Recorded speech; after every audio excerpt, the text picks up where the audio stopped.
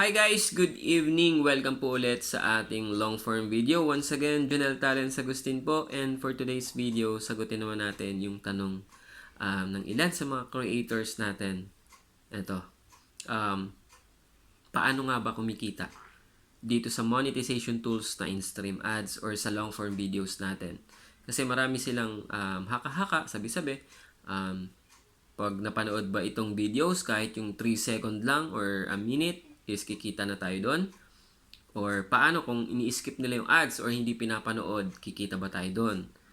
So, ayan, i-clear natin, no? I-validate natin or clarify natin. So, tanungin natin. Okay? Si Meta Support. So, hi. Clarification on earnings in long-form videos or in in-stream ads. Is it per eligible views or per ads or per ads? Okay? So, ito yung sagot niya. And thank you for waiting patiently. Upon checking on queries above, it is counted per ads. Okay?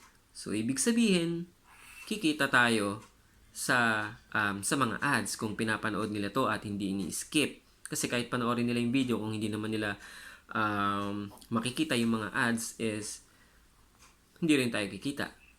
Okay? So, tinanong ko, what if my viewers skip the ads? So, yun. Ito yung sagot niya. If the viewers skip it, then you will not earn it. Okay? So, ayan yung sagot niya. So, dapat pinapanood ng mga viewers natin yung mga ads na nilalagay ni Meta doon sa mga long form videos natin. Napakahalaga nito kasi dito tayo kumikita.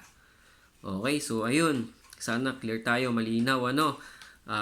Sana may natutunan tayo dito sa videos na to.